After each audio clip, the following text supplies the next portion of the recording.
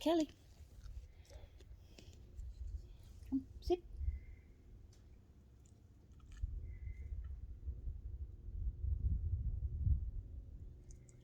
Come.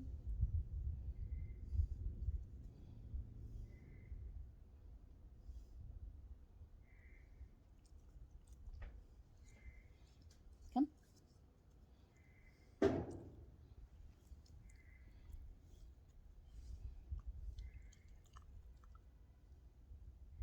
Cailin has never been taught to sit.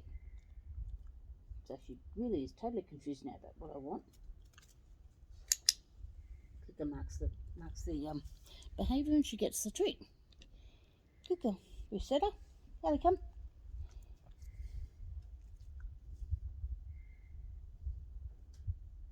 She's still thinking about it. Cailin, come. Come. Now, she did it the first time and it was pure accident. Now she's got to work out what caused the click to happen and the treat to come after it. This is a process called luring.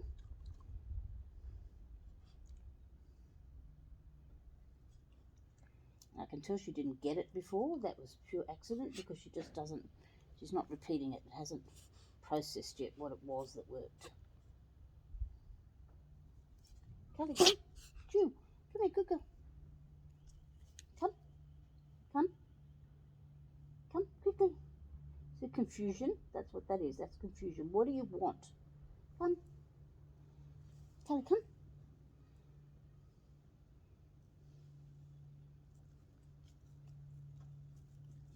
I'm deliberately not using the SIT word because that has no meaning for her. She's never been taught that word. She'll work it out. She's a smart girl.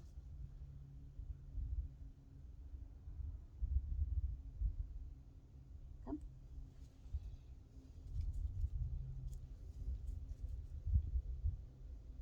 She traditionally gets food handed to her when she's in a standing position, but that's her default behaviour.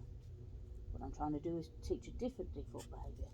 And the idea of raising the hand up to some degree is that it makes the head go up and the neck back up, and then generally that should mean the rear end goes down.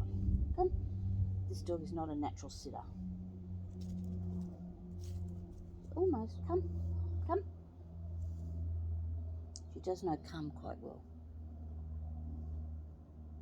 Cailin, come. So what I'm doing with the come is resetting her. Come, quickly, come on. So she doesn't get stuck in my position. Yes, good girl. Now, I'm not sure that caught on the camera. What she did was she backed up and then she went into a natural sit. And that's when she got the click, and I went yes as well, because I usually work without a clicker. Come here, Cailin. Cailin, come.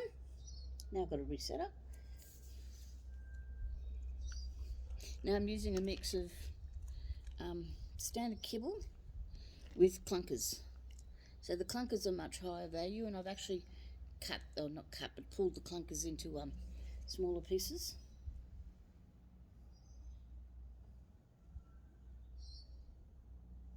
She still hasn't got it. So what you often do when you've done this is you do it 3 or 4 times, and then you leave it and let them walk away and see whether they can have some processing time.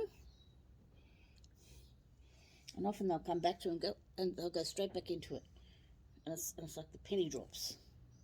Oh, that's what you were after.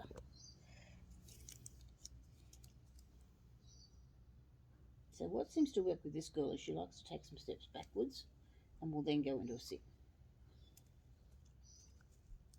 Almost. Almost. Come. Come, quickly. Yeah, I know. That's next door's dog's barking.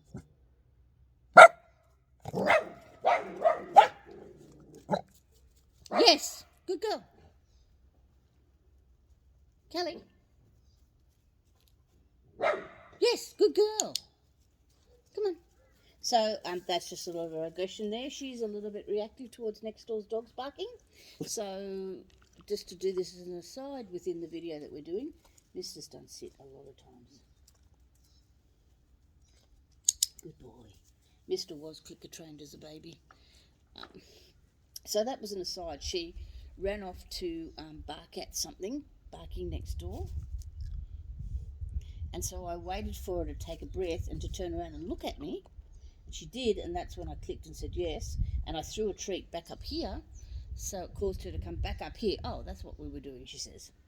And she stopped barking at next door.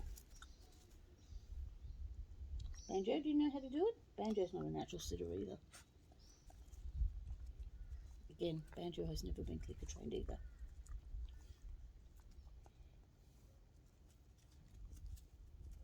So there's another technique, and it's called mirrowing. Come here, mister. So you use an older dog that knows the process, and you use him to sort of show what is expected. Good boy. Again, I'm not using sit with him at all.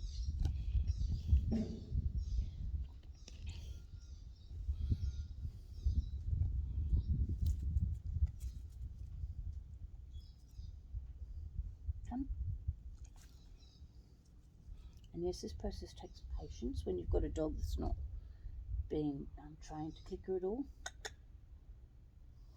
She's totally confused now. She just doesn't understand what's going on here. And she's also, that wrinkling of the nose and the looking down to that direction means she can still hear next door's dog. Next door's dogs aren't barking, but she's aware of them, and so she is distracted. Watch that nose. Watch that nose. See that nose crinkle? The breeze is coming from that direction, so I'd say it's bringing the smell of next door's dogs as well. Yes, good girl. Now that felt a little more, Mister, come. That felt a little more deliberate that time. Good boy. So it sort of feels like she's got the idea. Come. No, not you. Callie, come. Mr. Stay. Callie, come. Now that was I need to have a scratch, not I'm sitting down because you need me to do it. Callie, come.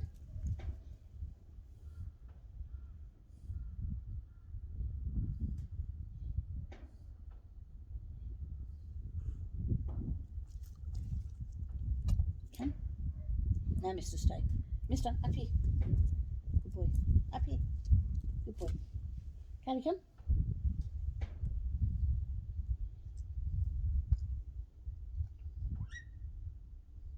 Callie. Come here. Walk forward. I can't reach that far. Come here. Come. Yeah, good girl. Come. Come.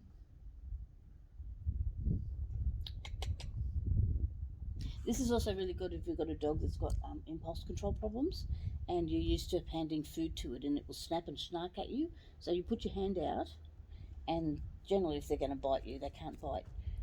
That made it come. So her default behaviour is to get up on her legs. So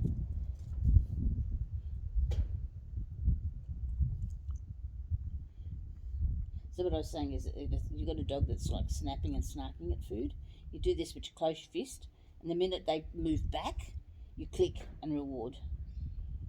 So this looks really boring, but it's quite foundational work. Good girl. So that looks like it's becoming a bit more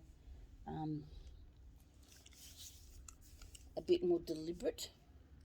Banjo, do you want to play? Want to play, Banjo? Yes, you're being a good boy. Want to play, Banjo? And Banjo. Callie, come. This girl doesn't have a really good recall when she's being distracted as well. So the Callie come and getting her to turn towards me. Ideally what I should be doing is saying Callie come and then clicking when she does come. So the clicker marks the behaviour. Even if you're going yes or good dog, and good dog is something I tend not to like to use because we say good dog all the time. Sometimes the yes, but human reactions are just too slow. Whereas the clicker, which is in my left hand, my wrist strap, you can tend to have a reaction time much faster, and it's a different sound. It's a sound that they're not used to hearing.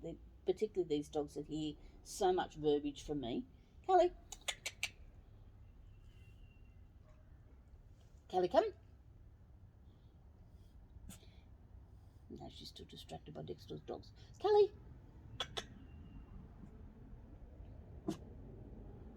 Good girl.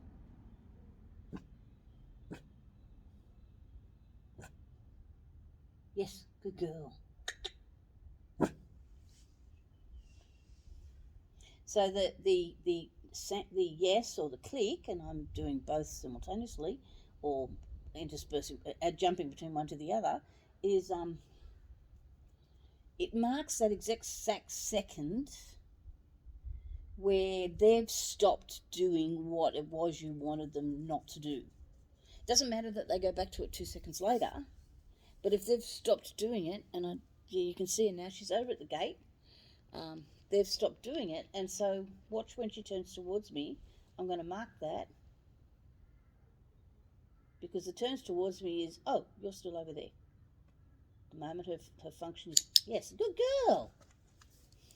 And then I throw the reward to get her away from the gate. Now, she's going to go straight back to the gate, but eventually what they do is they work out, they go over to the gate, they have a look, and they anticipate the reward coming, and then eventually you grant, you move away from reward every time, and you become intermittent in rewarding, and they don't know whether they're going to get rewarded or not, or you change the reward up, for instead of being a treat, it becomes a praise or a game or a tug, whatever it is that dog's. No, and she's just jumped up on the lounge, which says, I need a break. Good girl.